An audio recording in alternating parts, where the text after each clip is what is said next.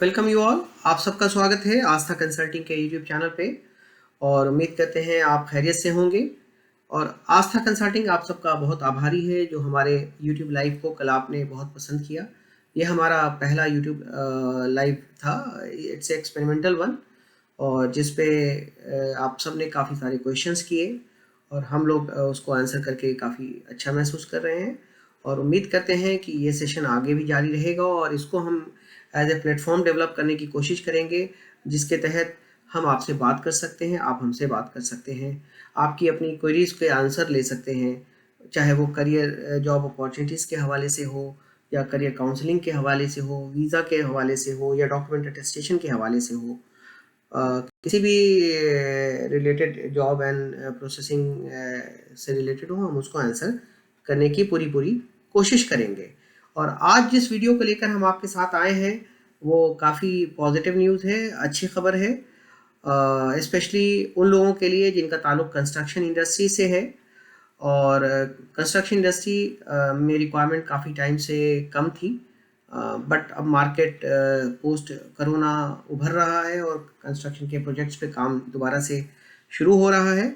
तो ये जो रिक्वायरमेंट जिस पे हम आपको डिस्कस करने वाले हैं वो सऊदी अरब के लिए है। सऊदी अरब में एक काफ़ी बड़ी मेगा सिटी बन रही है, स्मार्ट सिटी हम कह सकते हैं, जो तबूक रीजन में डेवलप हो रही है और उसके बारे में हम लोग बात करेंगे। और इसको शुरू करने से पहले हम चाहते हैं कि आप आस्था कंसल्टिंग के यूट्यूब चैनल को लाइक करें, सब्सक्राइब करें, कमेंट करके ये बताएं कि ये वीडियो कैसा लगा और हमारा पिछला वीडियो कैसा लगा और आगे किन सब्जेक्ट्स पे आप हमसे सुनना चाहते हैं। आपका फीडबैक चाहे पॉजिटिव हो या निगेटिव हो हमारे लिए दोनों बायसे मुसर्रत है। खुशी की बात है कि आप हमारे को पसंद कर रहे हैं और आप हमारी कमियों और खूबियों दोनों को हम तक पहुंचा रहे हैं। तो आप कमेंट ज़रूर करें और इसको शेयर भी करें ताकि इससे और लोग भी फ़ायदा उठा सकें। तो इस वीडियो को हम शुरू करते हैं। तो ये रिक्वायरमेंट जो आई है हमारे पास ये कंस्ट्रक्शन इंडस्ट्रीज़ के लिए है और हमारे एक क्लाइंट है जिनको ये प्रोजेक्ट मिला है।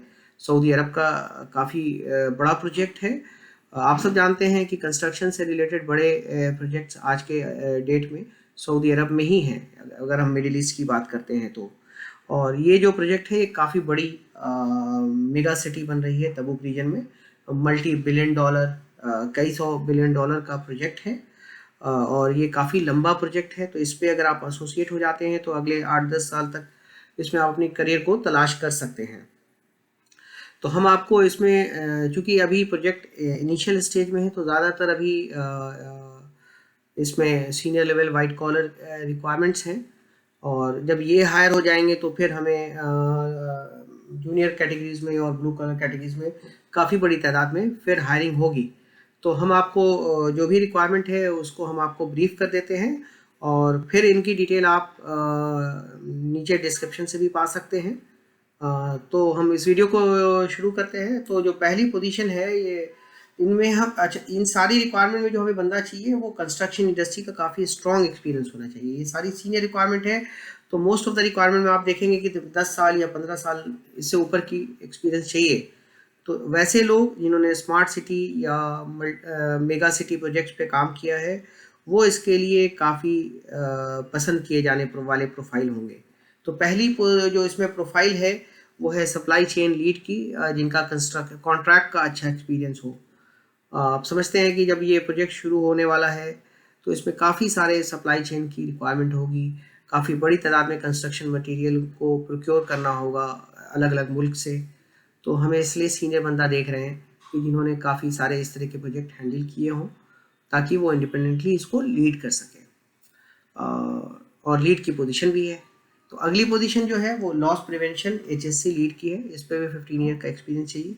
आप समझें जब कंस्ट्रक्शन का जो साइज़ इतना बड़ा है और जब काफ़ी लार्ज स्केल पे कंस्ट्रक्शन होता है तो कई सारे लॉसेस की भी संभावना होती है, चांसेस होते हैं। तो इसमें एक काफ़ी सीनियर लेवल पे बंदे की ज़रूरत होती है जो स्ट्रेटजी प्लान कर सके और वो सारा फोरकास्ट कर सके कि प्रोजेक्ट पे कितने तरह के लॉसेस होने के चांसेस हैं और उसको कैसे वो रोक सके, कैसे कंट्रोल कर सके या कैसे मिनिमाइज कर सके। तो इस पे भी 15 ईयर की एक्सपीरियंस मिनिमम चाहिए कंस्ट्रक्शन इंडस्ट्री से। अगली जो पोजीशन है वो QS एस्टिमेशन लीड की पोजीशन है। वैसा बंदा चाहिए जिसने as a senior QS estimator काम किया हो 15 ईयर।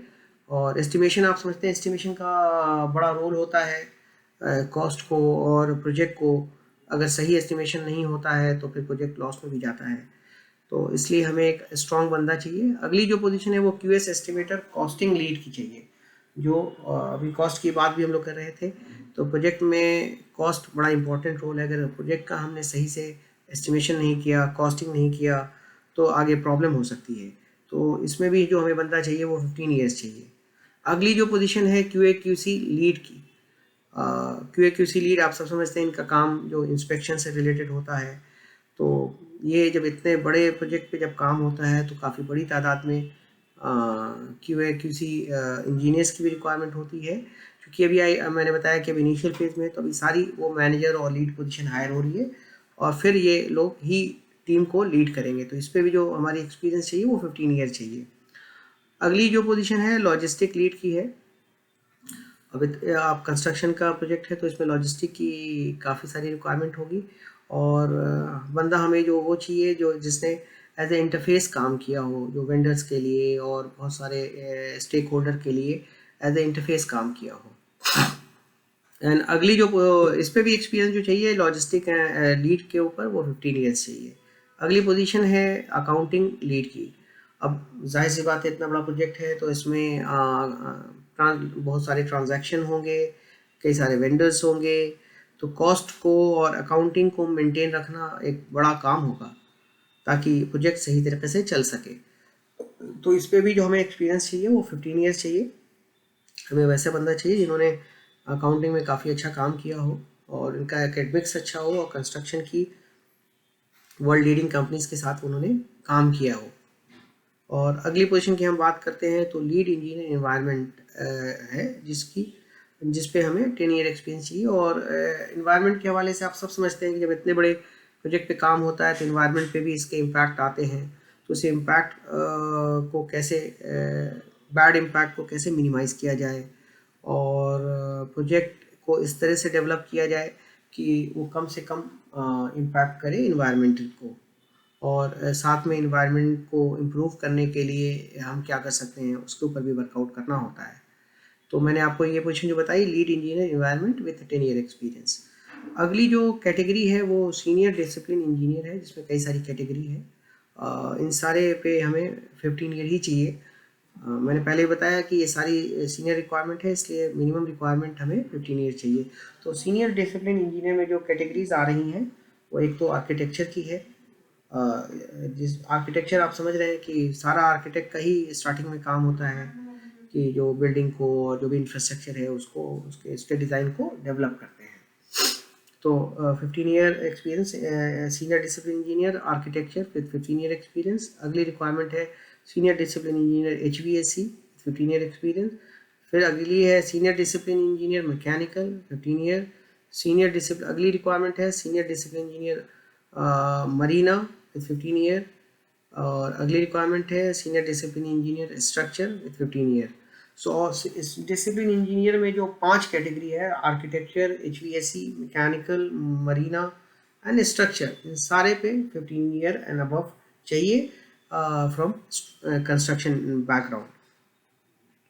और अगली जो कैटेगरी है वो इंजीनियर कंस्ट्रक्शन की है, जिसमें हमें site supervisor civil, site supervisor architecture and site supervisor structural चाहिए। मैंने आपको रिपीट करता हूँ फिर से, इंजीनियर कंस्ट्रक्शन में जो 3 कैटेगरी है वो है site supervisor civil, site supervisor architecture, site supervisor structure. इन तीनों कैटेगरी पे हमें जो एक्सपीरियंस चाहिए वो 10 ईयर चाहिए। और अगली जो कैटेगरी है वो एसोसिएट इंजीनियर की है। एसोसिएट इंजीनियर में हमें जो पहली रिक्वायरमेंट है वो कैड की है और कैड पे जो हमारा एक्सपीरियंस चाहिए 10 ईयर चाहिए। और एसोसिएट इंजीनियर पे अगली जो रिक्वायरमेंट है वो है डॉक्यूमेंट कंट्रोलर की। इस पे जो भी हमें एक्सपीरियंस चाहिए 10 ईयर चाहिए। डॉक्यूमेंट कंट्रोलर का काफ़ी इम्पोर्टेंट रोल होता है बड़े कंस्ट्रक्शन प्रोजेक्ट पे। वो सारे डॉक्यूमेंटेशन पार्ट, टेक्निकल डॉक्यूमेंटेशन करना उनकी जिम्मेदारी होती है, इसीलिए इस पे भी मिनिमम 10 ईयर एक्सपीरियंस वो कंस्ट्रक्शन इंडस्ट्री से देख रहे हैं क्लाइंट। और अगली जो एसोसिएट इंजीनियर कैटेगरी में रिक्वायरमेंट है वो admin assistant and data entry की ज़रूरत है। एडमिन का काफ़ी सारा रोल होता है इस तरह के प्रोजेक्ट में, इसीलिए हमें थोड़ा मैच्योर और बंदा चाहिए इसमें जिसने इस तरह के प्रोजेक्ट पे काफ़ी काम किया हो। कंस्ट्रक्शन इंडस्ट्री में 8 ईयर प्लस चाहिए। और लास्ट जो कैटेगरी है वो एसोसिएट इंजीनियर मटेरियल चाहिए। इसमें भी 10 ईयर एक्सपीरियंस की ज़रूरत है। और मटेरियल आप समझ रहे हैं, काफ़ी सारे मटेरियल की कंस्ट्रक्शन में ज़रूरत होती है उन्हें, और इसको प्रोक्योर करना होता है कई सारी कंट्रीज से। तो इसी सब को ध्यान में रखते हुए इन सारी पोजीशन पे जो हमने बताया, ज़्यादातर एक्सपीरियंस हमें 10 ईयर या 15 ईयर यही चाहिए, क्योंकि जब ये हायर हो जाएंगे इसके बाद फिर जूनियर की हायरिंग होगी एंड ब्लू कॉलर कैटेगरीज की, junior engineer and blue collar categories की हायरिंग होगी। और अच्छी खबर है, मोस्टली कंस्ट्रक्शन इंडस्ट्री में अगर हम लोग देखते हैं तो जो रिक्वायरमेंट होती है, जो वर्किंग डेज होते हैं वो 6 डेज ए वीक होती है। बट चूँकि ये सीनियर मैनेजमेंट की हायरिंग है तो अच्छी बात है कि इन सारे रोल पे जो 5 डेज वर्किंग है, फ्राइडे और सैटरडे ऑफ है। तो और इसके अलावा एक और अच्छी खबर है, इन सारी पोजीशंस पे बेसिक सैलरी के अलावा food, accommodation, transportation, medical insurance, all provided by client. I am repeating again: food, transportation, accommodation, medical insurance provided by company. तो आपका जो भी सैलरी या ओवर टाइम होगा, इट्स ऑल सेविंग 100%।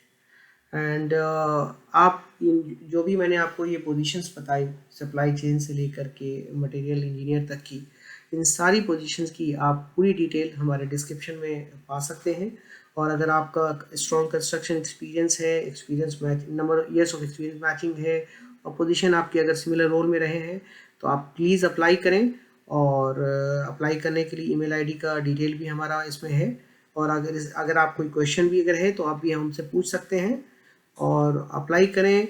हम लोग इंटरव्यू मोड, वीडियो इंटरव्यू होगा और क्लाइंट के इंस्ट्रक्शन के हिसाब से हम इसको प्रोसीड करेंगे। और जैसे आपका ऑफ़र होता है और एम्बेसी मुंबई की कॉन्सुलेट रिज्यूम होता है और फ्लाइट स्टार्ट होती है, तो इमीडिएटली आपका मोबिलाइजेशन होगा। और मैं अगेन रिपीट करता हूँ, ये कम्प्लीटली फ्री रिक्रूटमेंट है, कोई भी सर्विस चार्जेस इसमें इन्वॉल्व नहीं है। अगर हमारी टीम से या कोई भी अगर आपसे इस पर सर्विस चार्जेस मांगता है तो इसकी कंप्लेन आप हम आस्था कंसल्टिंग से कर सकते हैं। और आस्था कंसल्टिंग जिस तरीके से काम करने की कोशिश कर रहा है as a bridge between client and the candidate, तो हम अपने वैसे भी आस्था कंसल्टिंग के थ्रू जितने बंदे सेलेक्ट होते हैं हम उनका पोर्टफोलियो मैनेजमेंट करते हैं और उनकी डिटेल हम अपने पास हमेशा सेव रखते हैं। और वो फ्यूचर में जब भी वो जो दोबारा जॉब चेंज देखते हैं तो हमारे पास ही वो आते हैं कि हम इस तरह की जॉब देख रहे हैं, इस तरह की सैलरी एंड रोल देख रहे हैं। फिर हम उनकी पूरी पूरी उस हिसाब से मदद करने की कोशिश करते हैं। कभी कभी हमारे पास पोजीशन नहीं अवेलेबल होती है तो हम उन्हें गाइड करते हैं कि मार्केट में किस तरह की अवेलेबिलिटी है, कैसे अप्लाई करें, क्या मीडियम हो सकता है। तो हम अपने कैंडिडेट्स के साथ एज ए टीम काम करने की कोशिश करते हैं। और कोई भी फीडबैक अगर आपका इसके हवाले से हो तो बहुत वेलकम है। पॉजिटिव नेगेटिव जो भी हो आप हमें कमेंट करके बताएं, आप हमें मेल भी कर सकते हैं। और हम इसी तरह से एज ए टीम काम करेंगे। और ये हमारा मकसद है कि ज़्यादा से ज़्यादा लोगों की जॉब के हवाले से मदद की जाए, करियर काउंसलिंग के हवाले से मदद की जाए। अगर उन्हें चेंज इन रोल करना है उसके हवाले अगर कोई गाइडेंस चाहते हैं तो हम आपकी मदद करें। तो आस्था कंसल्टिंग की जो सर्विसेज अगर आप समझना चाहते हैं तो हम एक तो रिक्रूटमेंट सर्विसेज है प्रोवाइड करते हैं, काउंसलिंग, करियर काउंसलिंग का काम करते हैं। सेकेंडली वीज़ा प्रोसेसिंग की पूरी सर्विसेज हम एंड टू एंड प्रोवाइड करते हैं। डॉक्यूमेंट अटेस्टेशन का पूरा काम हम करते हैं। तो इन सारी सर्विसेज में जो भी आपको लगता है कि आपके लिए यूज़फुल है उसके लिए आप आस्था कंसल्टिंग को कांटेक्ट कर सकते हैं। और इन्हीं सब बातों के साथ हम आपको एक बार दोबारा से रिक्वेस्ट करेंगे कि आप आस्था कंसल्टिंग के चैनल को लाइक करें, सब्सक्राइब करें, कमेंट करें और शेयर करें। और इसी तरह से हम लोग जुड़े रहेंगे और टीम की तरह काम करेंगे। और इसी के साथ मैं अपनी बातों को ख़त्म करते हुए आप सबसे इजाज़त चाहता हूँ। तब तक के लिए जय।